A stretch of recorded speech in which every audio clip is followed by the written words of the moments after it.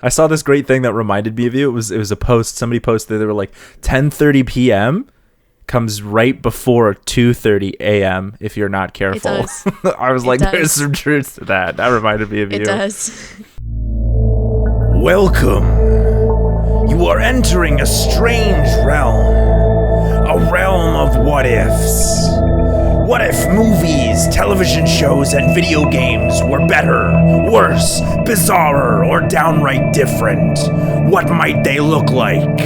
Find out on today's episode of CineCasters. Welcome back to CineCasters. This is the show where we watch movies and deconstruct them and talk about them and then pitch them back to one another by pinpointing the things that we think might have made them better or different or at least maybe more thematically cohesive. And I am Janglez, and today I'm joined by Alyssa.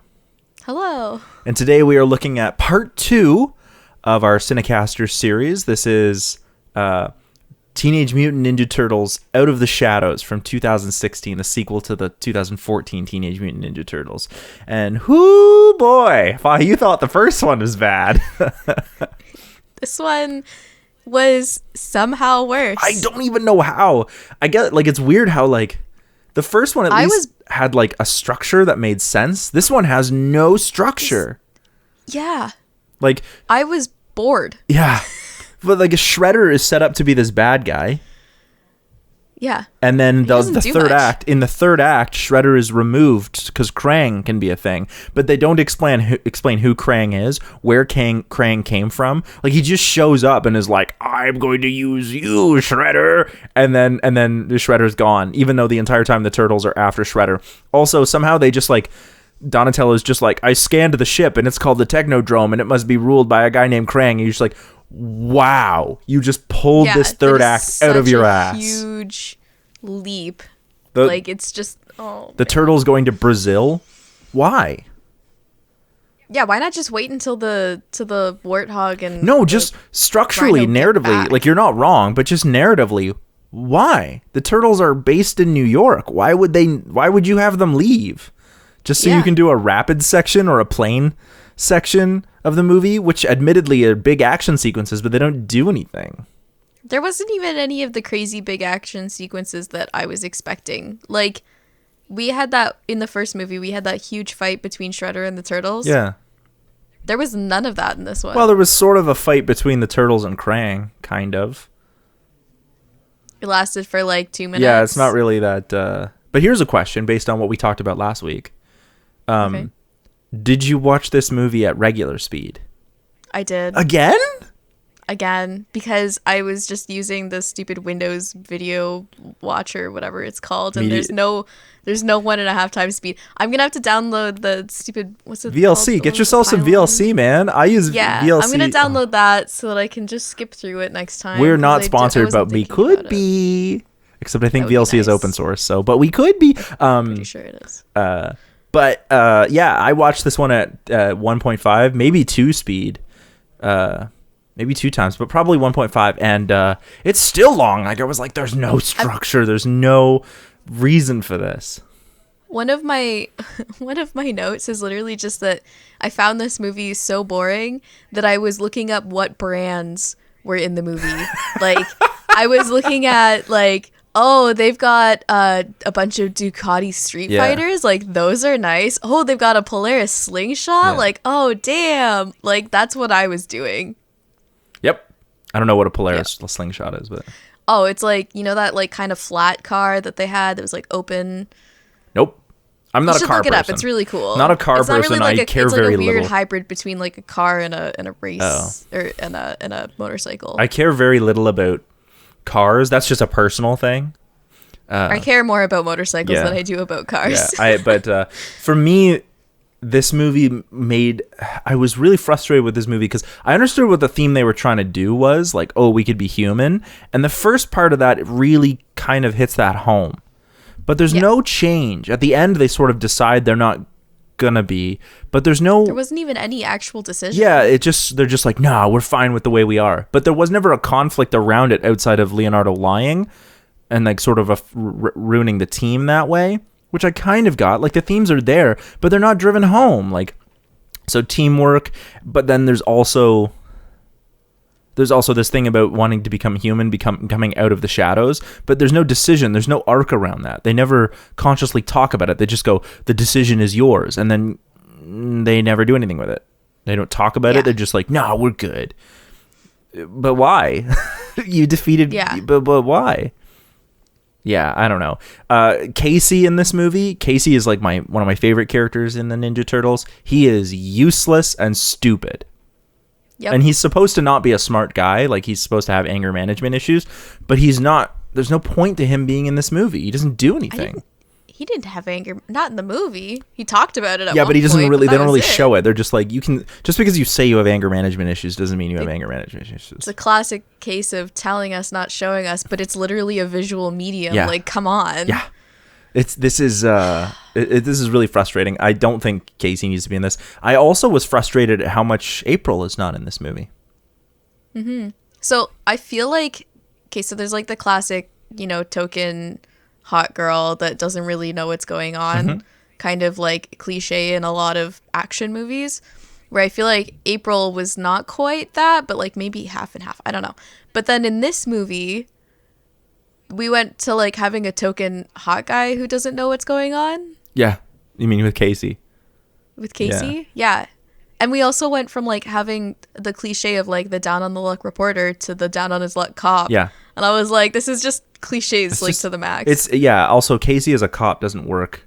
At least that's not the way I remember him. He never would have been a cop. He's too much of a loose cannon. But like they also got rid of April's leather jacket. Yes, did you notice that? They replaced it with like a sort of beige bomber. And I was like, but that was iconically April. That was another big brand. Yeah. I looked that up too. I'm really frustrated with that because there was the leather jacket I thought was cool. It was a throwback. I mentioned it last week. It was this cool throwback to like April's ridiculous jumpsuit, but was still like, that's her style. That's clearly April. It's just, this is a new thing.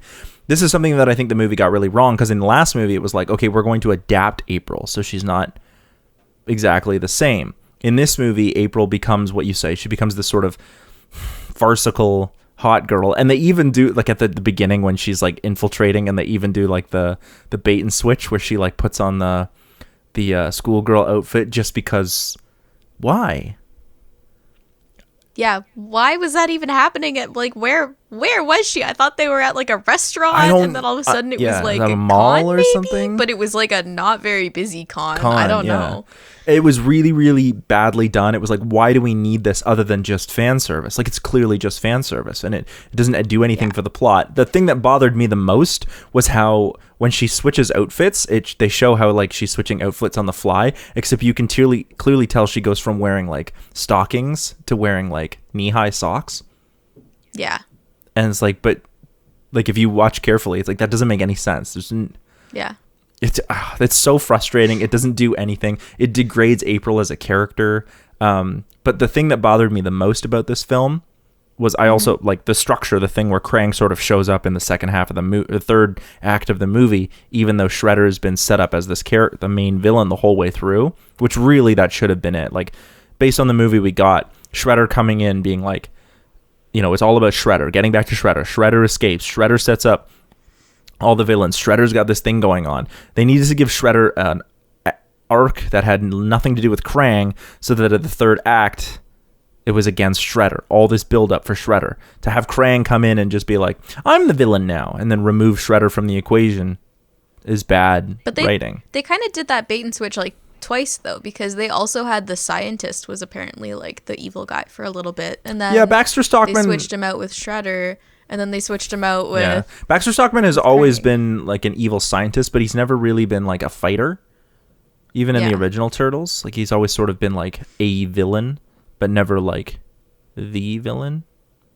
Yeah. I don't know. So I'm kind of okay with that. But you're right. They sort of did this like bait and switch thing. The thing that really bothered me about this movie more than anything else was Bebop and Rocksteady. Why? Because they're just... useless, stupid, stereotypical characters that don't do anything. Yeah. What's the purpose of them in this film? They don't really... It's fan service, but it's not the Megan Fox kind of fan service. It's fan service as like the, you remember these two characters? They're in this film now. Yeah. But they're just...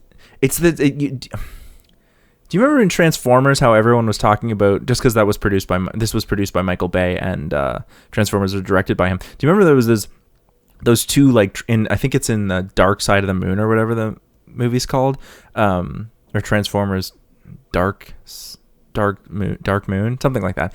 There's these two Transformers that like keep making wisecracking jokes about like Decepticons and whatnot, and they're like, "Oh, these Decepticons," and it's just like, I'm glad you're trying to give your characters personality, but I hate it when their personality is literally like idiotic loudmouth. Like, nobody talks like that. Nobody is like that.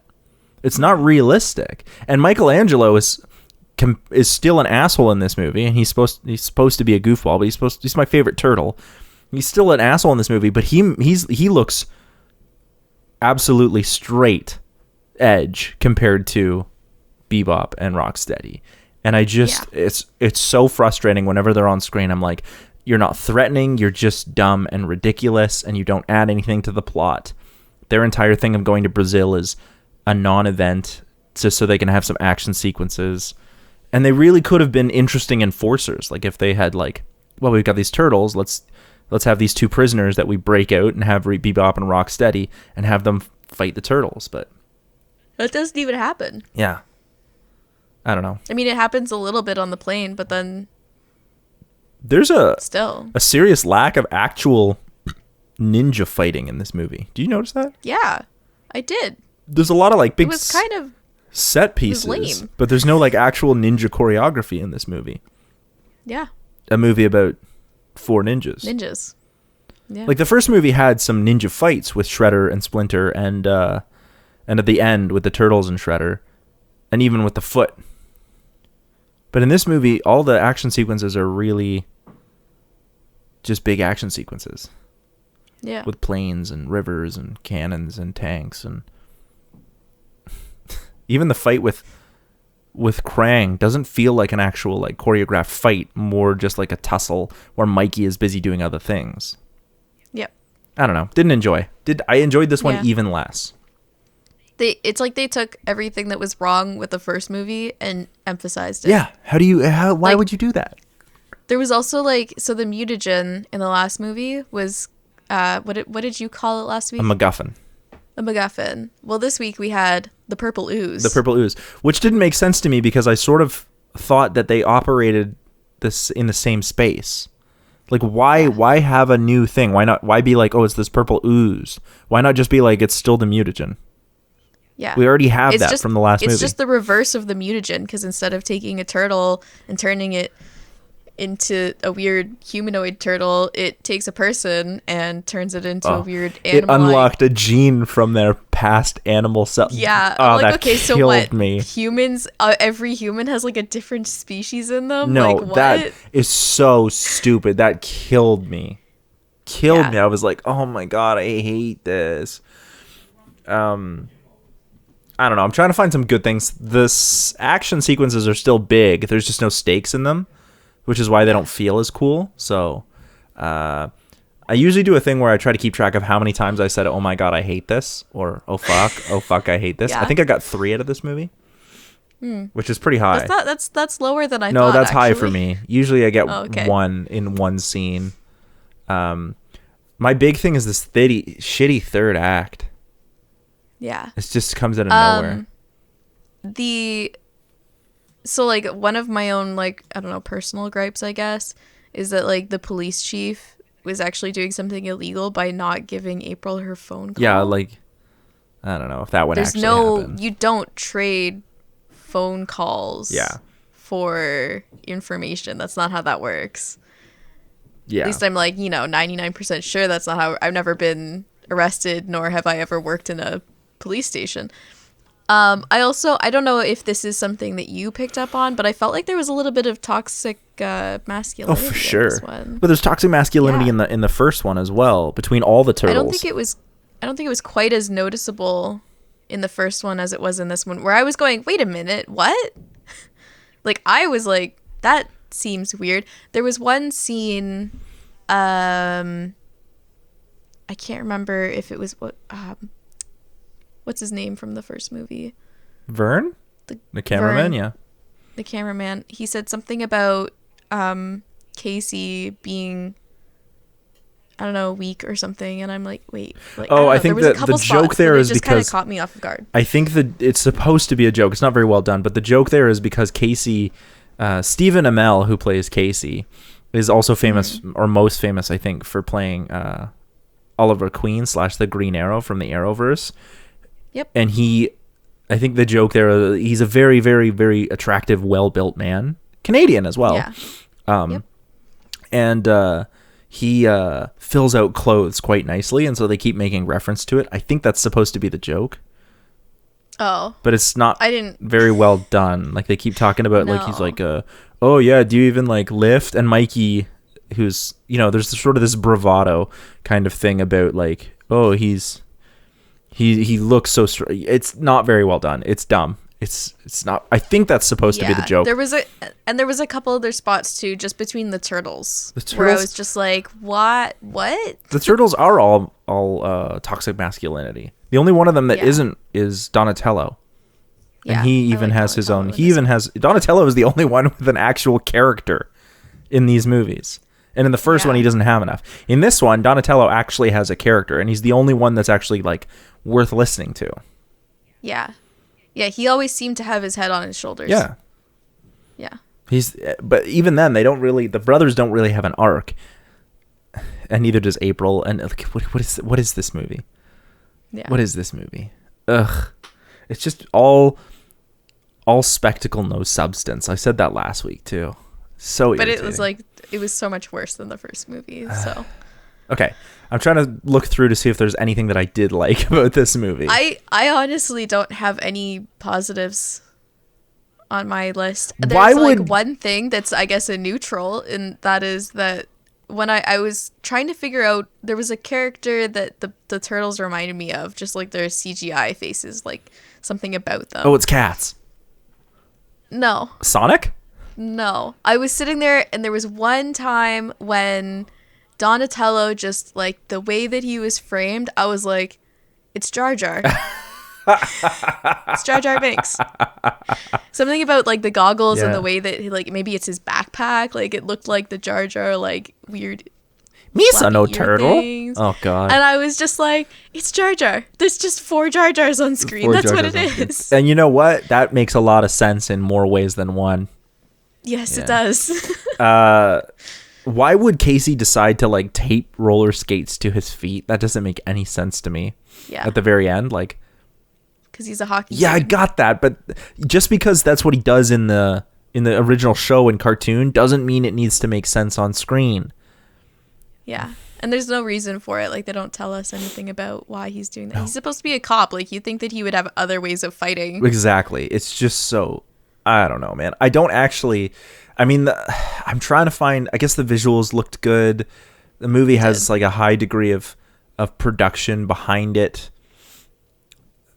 The spaceship and, like, the Portal. portal and all Yeah, of all that the effects really looked pretty. good. That was all really well Yeah. done. So for sure. And so I will say this, because it's all spectacle and no substance, the spectacle is pretty fantastic. It is. It is quite good. And even the turtles, had- as bizarre and weird as they look, they're at Jar least Jar. they're at least fluid and look like a living creature, not like a claymation or bodysuit. Like, they look good. Yeah. I just sure. Yeah. That's all I gotta say good about this. Should we do some pitches? Yeah. Okay, so your pitch was probably the best I've ever heard last week. So I'm wondering, do you want to go first and or do you want me to go first? Because mine's not great. I feel like mine suffers from the same stuff that this movie suffers from. Well, it just has no structure or plot.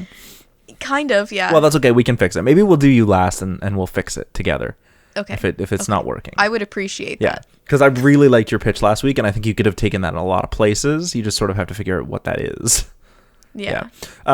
So mine is basically right after the fall of Saks Industries. It's been maybe a week, and a new like billionaire businessman named Baxter Stockman has come in and pledged millions of dollars to help rebuild the city.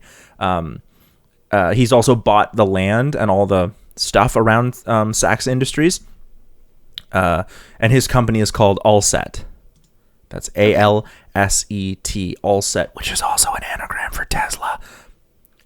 Just throwing that out there. Don't know what that might have to do with anything, but just throwing that out there. Good to know. And basically he's like now the sort of city's hero, as he's offered to like help with the cleanup, and he's bought out all of Sachs Industries and is basically he's the city's hero. Meanwhile, like the people on the ground, and he like everywhere he goes there has to be like police everywhere and everything.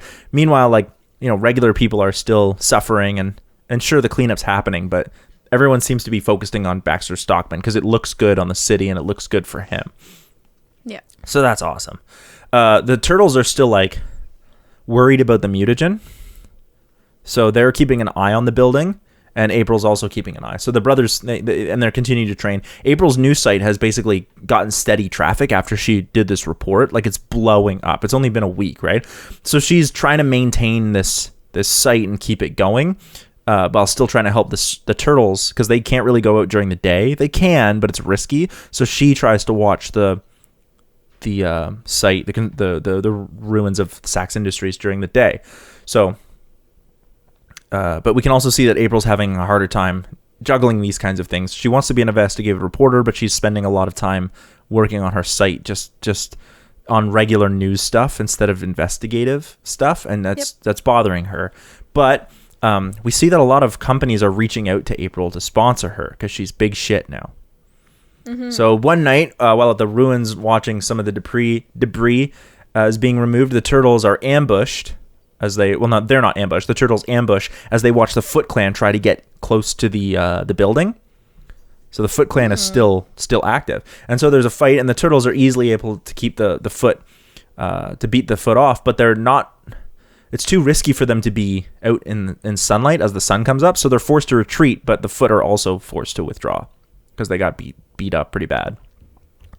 When April fails to show up on time, it's because she's in a meeting with a representative from Allset, Baxter Stockman's company. They want to endorse April's site, which will allow her to make income and focus on investigating. In return, all she has to do is basically cover any like news releases or company stuff or even product releases. They'll give her free stuff, but it's all like high-tech cameras and whatnot that she'll use anyway, and it'll look good. So she's all for it, and she agrees. So after the meeting, she rushes to the meeting spot and apologizes to the Turtles, but she thinks that this new deal will give her more time to spend on stuff. So the Turtles tell her that the Foot are still around, and they seem to be interested in the building, and April wonders if this might have something to do with what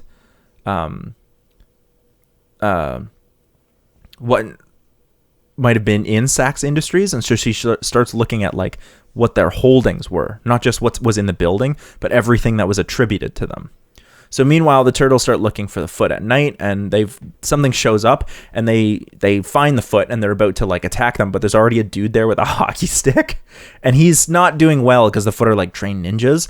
But every time he gets hit, he seems to get angrier, and eventually he does land a hit on one of the Foot, and like you can hear bones break because he's just swinging that hard, and he's just like angry, and he seems to be holding his own fairly well, but he's being overwhelmed, and the Turtles step in, and he's like legitimately freaked out, but he's like, okay, like I don't need this, I don't need you, like I'm just here to try and protect the streets from thugs when the cop won't, because they're busy brown nosing for people like Baxter Stockman. So he's like, anyway, I don't need this, like, and he leaves. So, but the Turtles now know of this hockey stick guy. So that morning, April plans on showing up to relieve the Turtles, but she gets called away last minute for an event at Allset where they give her some free clothing and tell her to cover a press event. The event is basically like a fancy kind of product release where a new camera device is unveiled that uses a high-powered proprietary light screen for crisp quality high image and video, and it's always connected to a cloud service, so the data is never lost even if the camera is destroyed. And April's given one for free. Okay. But, you know, the Turtles watch as the Foot goes to enter the ruins, and they're like, well, April's supposed to be here, but they risk being spotted in the middle of the day in order to stop the Foot. And they do this, and they're like disappointed once April does show up. And after the meeting, April's like miffed. She's like, I know what I was supposed to be doing. But she makes up for it to the Turtles by going through Sachs Industry and what its holdings. And what she finds is that like she starts looking at like products and everything that's in there to see any stuff that was mentioned that the foot might specifically go after from the building. So April stays up all night looking, and when she's about to go back to the meeting spot in the morning, she's again called away by Allset, and she's upset with them, but they want the deal to work, and they give her another outfit to wear, but this time it's a dress, and they tell her she's basically going to be helping with the new product launch. So even though the launch already happened as like a media event, now she's going to like a fancy thing where she's going to be filming with the new camera and showing people how it works. And so she gets called away to basically do that. The Turtles see that April's missing again, but they have an idea. They hunt down the hockey mask guy and ask him for help his goal is to not have the Foot Clan show up anymore. So they're like, help us deal with this, and the Foot Clan won't show up. So this dude's name is Casey Jones. They take him to their lair, and Splinter and the brothers give him a few fighting tips, but Splinter warns that he's like full of anger and there's no balance in that. And Casey is like, yeah, I suffer from anger management issues, but my therapist told me I should put that energy into a hobby. So I found a hobby beating up the foot. Like, that's kind of funny. I like that. So Casey, he's not the smartest dude. Casey hangs out at the Saks building, and all of a sudden the foot dudes show up, and he like starts fighting them. And he's actually doing better now that he's had a little bit of like tips and tricks from the Turtles and Splinter. Mm-hmm. But then a dude in a gray instead of a black suit shows up, and he calls himself the Shredder, and he fucks Casey up, like to the point where Casey, like the Turtles step in, but Casey's almost dead, like right on death's door. And they basically get him out of there. And this dude in the gray suit calls himself the Shredder and explains that he wants to get his hands on the mutagen. And he was hoping that there would be some leftover mutagen in the building because it would be faster than trying to go after the source itself. And when the Turtles tell this to April, and April hears this, and she finds out that part of what was in Saks Industry was also TCRI, which was the company her father used to work for, which was bought out by Saks Industry, and they would have the mutagen formula. What she also finds is the light screen technology that Allset just unveiled was owned by TCRI, which means that what Baxter Stockman did is bought them out and is now using that technology. So she thinks that the Shredder is going to go after Baxter Stockman, and she also thinks that something weird is going on with Allset. So she's going to go and look into reporting on Allset while the Turtles go after Stockman to try and protect him from Shredder, who's clearly going to go after him. April investigates and finds proofs of her suspicions that basically they're going to try and remake the mutagen at Allset. But before she can go live with it, one of the Allset representatives basically tells her that they knew she might investigate what was going on because she already unveiled, and that's why they basically bought her out. They turned her into a product model. And we would see that. The reason I wanted to go this route is because what they did with Megan Fox, I think, actually undermines, not anything against Megan Fox, but what they did with her in this movie undermines April as a character. And so what I wanted to do was show that as an actual arc where April gets sucked in and actually like undermines her own ability by basically becoming like, Allset is like, you're an attractive journalist. We're going to use your attractive qualities. You're attractive both because you're female, you just broke news, so you look good to us, but you're also a very attractive woman, and we can have our products, and that it just works for us, right? And so they just undermine her completely, both like as a sexual product and as a reporter. Yeah, and as a virtue signaling product, and as a reporter. Like, it just looks good for them to do this and then totally exploit her in every way. And so at the same time, the Turtles reach Baxter Stockman, who reveals that he's working for the Shredder to make the mutagen. That was always the goal. And what the Foot was doing was trying to see if they could get the mutagen faster, but if anything was left over. But they've been making it already, and now they have some. So they inject it into two prisoners, and they become Bebop and Rocksteady. And the Turtles basically fight with them. April, however, turns the cameras on at Allset. All the different cameras that she could find, turns them on, and so we actually see the prisoners get turned into Bebop and Rocksteady. Super illegal, by the way. You can't do that to prisoners. Mm-hmm. And she reckons that she'll be safe because whistleblowing there are laws against protecting whistleblowers. And while the fight is going on between Bebop and Rocksteady and the Turtles, these cameras are being destroyed, but it doesn't matter because they're always connected to the cloud. So she's using Allset's technology against them. After beating Bebop and Rocksteady, Shredder takes off his mask and reveals that he already took the mutagen, and that's what makes him so much stronger. And he takes off part of his like bodysuit and reveals that the mutagen didn't turn him into an animal the way it did the Turtles and Bebop and Rocksteady or Splinter, or rather turn them more human. It instead covered his body in metal and sharp blades. Interesting. Yeah, so it has different kinds of effects on different people. It's not always animals. Yep. It's a mutagen. We're talking more like X-Men, less like whatever the fuck happened in the original movie. So eventually they defeat him through teamwork or whatever, and they have the option to destroy the mutagen, but they also reckon it could save Casey's life. And so they give him a small dose to see if that, and he stabilizes, but they're like, we're going to have to keep an eye on you. And they ask April for help keeping an eye on him. And Casey and April are introduced, and they sort of hit it off right away. So there's hints at something, but I didn't want to like make it obvious, just sort of be like, because they, in the comics, they were together for at least a while. So I wanted to have the like sort of hints at something, but there's no romance for April in this movie apart from that little hint. And then everything seems to be fine. But later, Casey wakes up in cold sweats that night, indicating something could be wrong with him, but we don't know what. And that's the end. I just left it open. I could do a third. I could do a third. We're not going to. No, we're not going to. Do you have any ideas for the third? I would probably do something with Casey. I don't really like. Generally, what I try to do is leave it open-ended enough that the next movie will give me some inspiration. Yeah. Like I set Shredder up to be the main villain in this one from the last one, and he'd already taken the mutagen in the last one, so that kind of worked. I would have, if I was gonna go back on my pitch and rethink about two of them as like a one whole cohesive story, I would do more theming around the Turtle brothers. I used because April's the main character in my movies. It's always been April, and that's what I wanted to do, was focus on April. But I would have tried to give the Turtles more arc over the two movies, because I really don't use them. I refer to them as the Turtles. I don't give them a full arc, and I would have maybe liked to have done that more so. As far as a third one, I don't know. I would actually give Casey some kind of mutagenic power. I don't know what it would be. I don't have to think about it, thank goodness.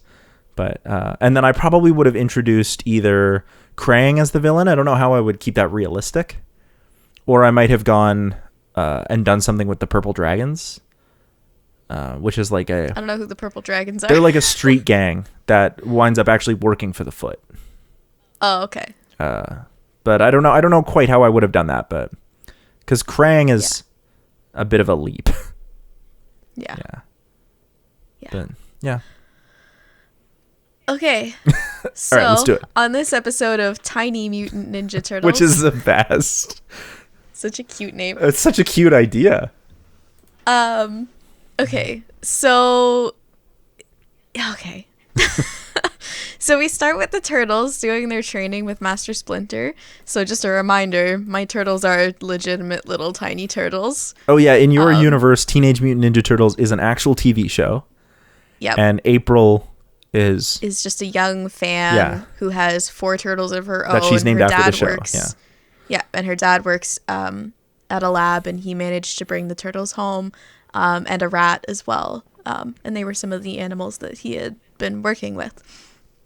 So, anyways, last one we got was like this nice emotional thing. Shredder was a cat, which was so good. Yeah. So I kind of followed a similar thing, but we'll see. We'll talk about it. So we start with the Turtles doing their training with Master Splinter, and we get reintroduced to them and what they're training for, and that is the next time Shredder comes to the house. So April comes down the stairs. She's getting ready for school, and the Turtles go back to being, acting like regular turtles. So April is a little bit older, maybe like a couple years or so. She's maybe, I don't know, I had her as like 10 or 12 in my last movie in my brain. So I think she'd be somewhere around like 13, 14-ish. Okay. So she still lives with her dad, and she still has, obviously, the Turtles and Master Splinter. So April and her dad are making her breakfast, and they're getting ready for school, and he tells her, your mom wants you to come to her house after school today. So April flat out admits that she is not interested in going to visit her mom, but she has no choice, so whatever. So April is clearly like in a mood, and and her dad just kind of shrugs and clears his plate, and he gets a phone call and leaves the room to take it, and April just kind of is like, this sucks. I hate my mom. So she goes to school. Yeah. She goes to school, she comes back home, and an hour later, her mom shows up at the house. And she's like, April, why didn't you come over? I have some, like, exciting things to share with you. I wanted you to be there. And April's just like, oh, I was on autopilot. I kind of zoned out after school and just went straight home. Like, my bad. Even though you can tell that she's just kind of putting up a farce, right? So her mom is about to yell at her, but instead she takes a deep breath and says, okay, as long as you're not avoiding me.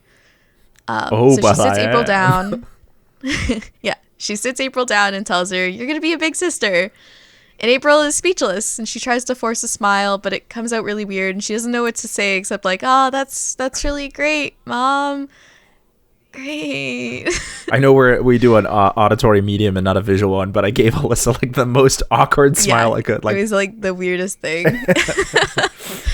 So her mom just like starts going off on how fun it'll be to have a baby in the house again. She's worried about the cat getting jealous or not liking the baby. So she's wondering if April and her dad could take care of it for at least a month or so after the baby is born.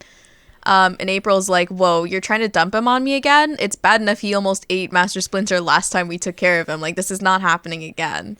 And her mom will says, oh, but it'll be like a huge help for me. Like, just ask your dad. Let me know, okay? And April's just like, you can ask dad. I'm not interested in this.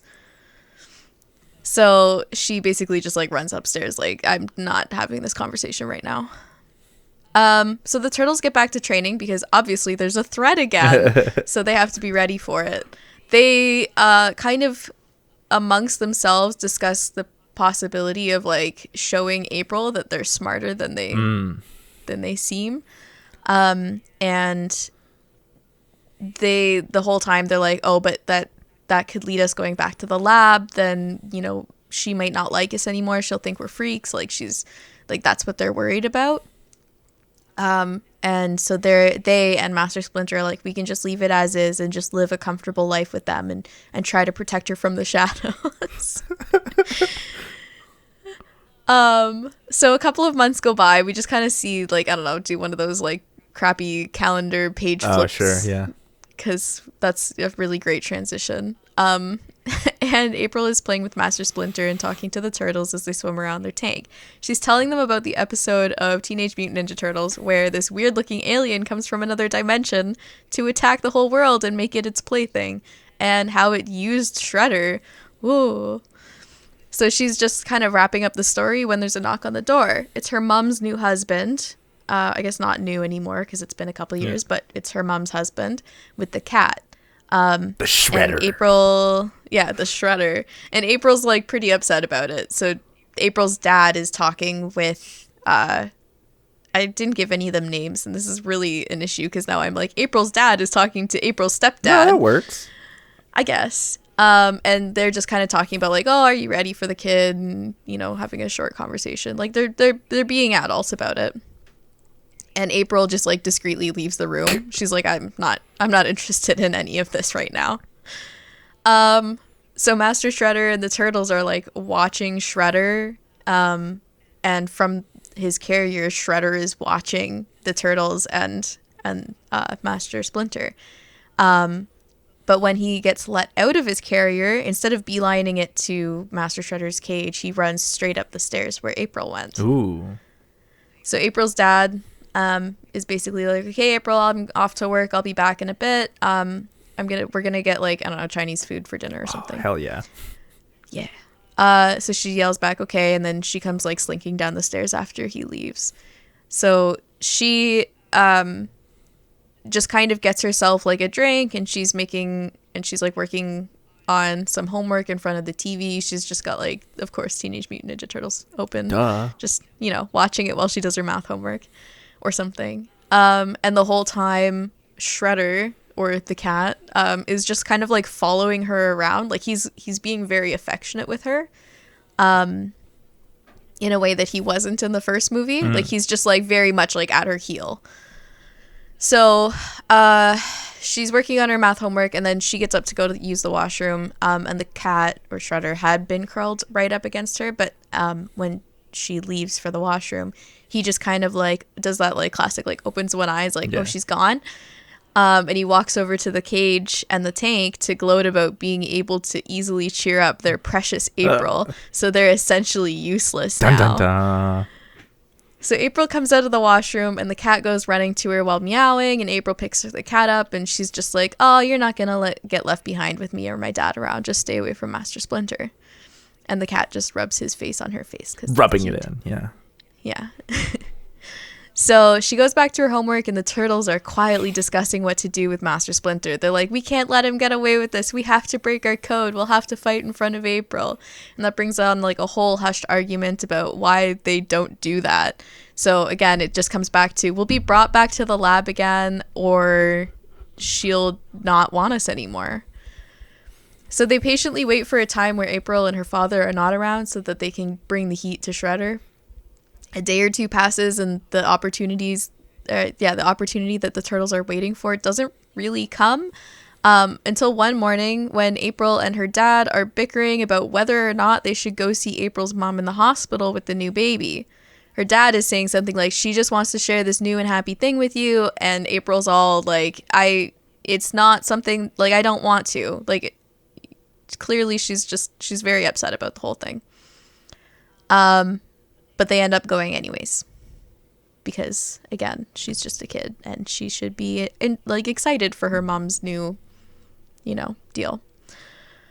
So the turtles and Shredder are now like, it's go time. So they've both, like, all of them have been holding off since the people were home for so long. And Shredder says something about, like, that girl's annoying emotional ramblings have been driving me nuts. And the fight is just goes horribly. The turtles are like very emotionally, like, they're just really angry because Shredder has been taking April away from them. And the turtles have like no communication between them, so they're getting their asses handed to them. April comes home alone and she walks in on the turtles fighting Shredder and her jaw drops. So she's just like, oh my god, and she runs in to break up the fight, and both Shredder and one of the turtles accidentally catches her in an attack. Like, they're going for each other and they both like catch her hand or something. Shredder doesn't care, but all of the turtles are now panicking. April just grabs the struggling cat and locks him in the bathroom. Because what else do you do with an angry cat? Yeah. So her arm is bleeding a little bit, but she ignores it and goes to the turtles. And she's like, how did you do that? I need to tell Dad. That stupid cat needs to get out of here. She's like trying to communicate with the turtles because now she knows like they are not just regular turtles. So she's like asking them questions and she notices like they're nodding or shaking their head. And like that's kind of how they communicate because they can't speak. They're turtles. Yeah. So she like runs over to the phone and she calls her dad to tell him what happened, but somehow Shredder escaped the bathroom and he attacks April. Dun, dun, dun. So the turtles come to her rescue and April helps get the cat in its carrier. So her dad comes home and helps her clean her wounds, and she's like telling him, she's like, the turtles were fighting the cat and like they were actually like, doing maybe not kung fu exactly, but like the closest thing that turtles can do to it. And he's just like, I don't know, like they seem to be acting like normal turtles right now, but like this cat is obviously an issue. So, I'll call what's his name? The guy who didn't get a name. April's stepdad. Yeah. And, I'll see where we can take the cat because this is clearly an issue. And at the same time, he's like, and if you really want, like, we can go to the lab and we can get them checked out. Like, maybe something has changed, like, just over time. Like, I don't know. And so for the first time, the turtles and Splinter leave the house with them. Ooh. So we get to sit in the car with them now instead of sitting in whatever their living room is. Yeah. And so they go to April's mom's friend's house and drop the cat off there, Steph, if we remember her from last movie. Oh, yeah. And then they go to the lab, and that's where it ends. Oh. But then there's another post-credit scene at the lab where April stays, and April's dad is just doing some testing on them. Oh, nice. Okay. The only thing that I would say is for me, I think what made the first movie work so well, your first pitch, is that I imagined that I imagined April was much younger, like 6. Yeah. And I imagined that everything that the turtles were doing wasn't real. It was just in April's head. Yeah. It was her. So the way that I would have approached this movie would have been the same thing. Like having the Shredder show up would have kept, like, it's still April's interpretation of what's happening. And another thing that you could have tried, because you did sort of set up Krang, like this alien that shows up. I think it would have been interesting if the baby, you set the baby up as Krang. So I have an idea for a third movie, Okay, a little blurb. So that actually comes into play. So the idea would be to just have the turtles trying to come back home from the lab. Yeah. It would be like, Toy Story, where they have to make it back home. Yep. And April visits them in the lab, and they don't like it, though, because they're not around April enough. And at one point, they are brought back home because, like, the lab is shutting down for a couple weeks just for, like, holidays or something. And the turtles are like, oh, but we have to, like, we know we have to go back later. April's mom comes to visit with the baby, and that's where they're like, oh, it's a weird alien thing, and it's, like, destroying the house, right? Like, it's doing whatever it wants to do. And then, so basically movie 3 would be like everything that can go wrong has gone wrong. And eventually towards the end, April is kind of learning to manage her emotions a lot better because she was like really upset this whole movie. Like she was just angry about everything.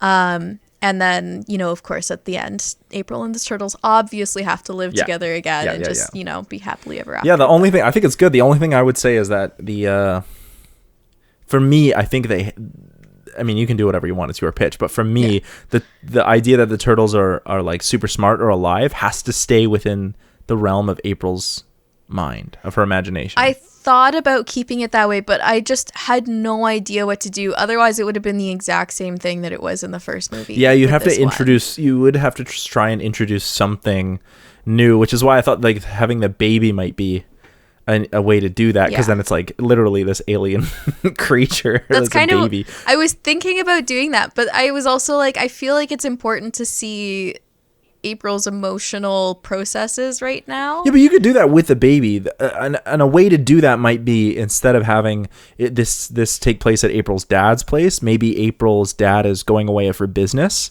and she has to go stay with her mom and their new baby. Maybe. And the Shredder's there. We know the Shredder's there. And the Shredder doesn't like Krang either, but still not going to get along with the turtles. And April's forced to spend, I don't know, like a week or whatever. That's a much better idea than what I thought of. I mean, it's the same idea. We're just riffing off of what you've got. So she's forced to spend a week or whatever at her mom's place when and clearly she hasn't gotten over the fact that her mom's gotten remarried from the last movie. Yeah. And now her mom tells her, or it's been a couple months, and her mom's like, I'm pregnant, I'm having a baby. And April explains the concept of Krang, who lives inside of this robot, right? Or inside of this, and the turtles, and in her imagination, the turtles interpret her mother's growing belly as an alien, and then when the baby's born, they're like, oh, look at that disgusting creature, and it's just a baby, but they call it Krang. Yeah, that I think is much better. I wanted to keep them in the same place as before, but I think that moving them to a new location would have really given it a lot more, and I was going to try that with the third movie. Yeah, well, I think that's why you move them. That's a really, you force April to, like, well, she's going to have to live, and especially if she's younger, if she's like 6 or 7, because then you force her, like, there's no way she can stay on her own for a week. I mean, even if she's 15, you probably shouldn't, but there's no way she could. There's no way she would be able to stay on her own, meaning she would have to go to her mom's place for a week, which also means that in order for the Turtles and Master Splinter to be okay, they would have to go with her.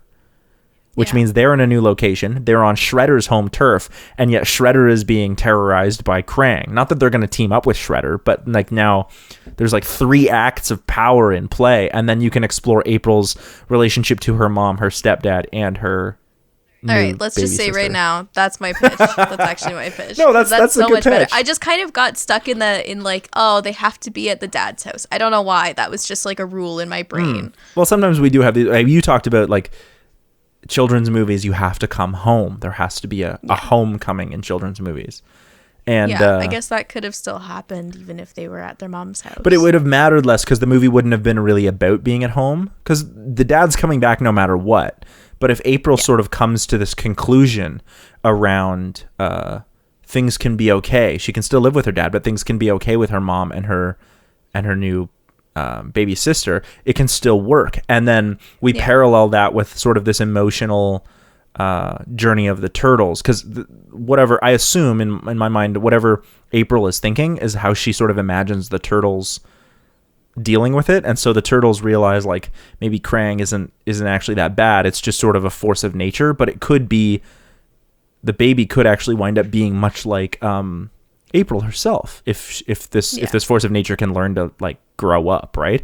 And then you can also leave it where like they still don't get along with Shredder, because it's Shredder. Clearly it's a cat and a rat and 4 turtles. Yeah. What I really like is this idea that April calls the cat the Shredder because whenever she's around it like ruins things.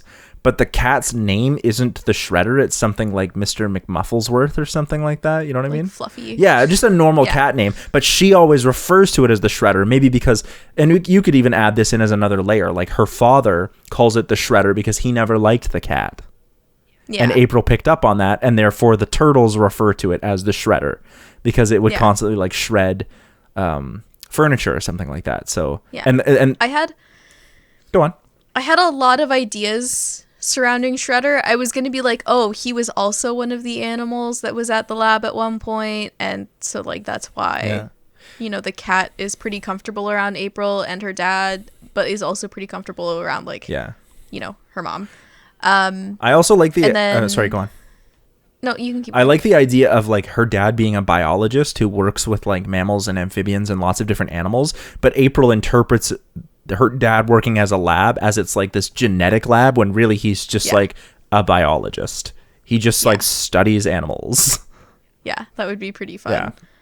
But and April then the other 6. thing too, the other thing too was I wanted April to like at some point outwardly say like I feel like I'm getting replaced, but I also was like it feels too on the nose to have her like say. I think you can. Loud. I think the trope around having a new child with a step parent, even without a step parent, is also. I think the replacement narrative is fairly rooted in there, so you can get away with telling that story without having to explicitly say it, especially because the turtles arc is always going to be like a mirror to how April feels. Mm-hmm. So if she feels like this monstrous alien creature is sort of this terrorizing her life and taking it over, then the turtles in how she imagines them dealing with this alien Krang is going to be the same, right? So you don't have to explicitly say it. It can come out allegorically. Yeah. That's a good pitch. That's a solid pitch. I don't know why I didn't think that's okay. We just had a solid pitch and I know we spent more time on the pitch in this episode than we normally would, but I think that there's the Tiny Mutant Ninja Turtles is a solid idea. It's cute. Tiny Mutant Ninja Turtles. I still can't get over the name. I'm just like, wow, I did really good on that. Yeah, it's a solid pitch. It's a really, really interesting idea, and it doesn't diminish the Teenage Mutant Ninja Turtles storyline because they're canonically, the TMNT are canonically in our universe. It's just we have another story that you can use to tell in a very, very interesting allegorical way, both April and using all the same names to create this imaginary world in April's mind. Yeah. Very, very cool. Who owns the TMNT franchise? I'm just curious. I think it could be DC, or at least somehow related to DC. Because they've done a lot of crossovers with DC. The TMNT and Batman have been a thing. But I'm not entirely sure who owns it explicitly. Nickelodeon is the one who owns all their like television and movie rights, but I don't know who owns the comics. Right. Okay, well, someone from there needs to call me. And make this a thing, yeah. Make this a thing, yeah. Well, I think your pitch is infinitely better than the actual movies. Holy crap. Movie that we saw. Yeah. Where can people find you? You can find me at twitch.tv/Alyssa Lou with 3 O's, or you can find some of my creative stuff at Alyssa Rose Handmade on Instagram. You can find our band Robot Philosopher anywhere you listen to dope music, and you can find our other channel, the CineMasters, for more scripted content. And you can stick around here for more awesome episodes of this podcast and the classic CineCasters every Friday. Thanks so much for chilling with us. Bye.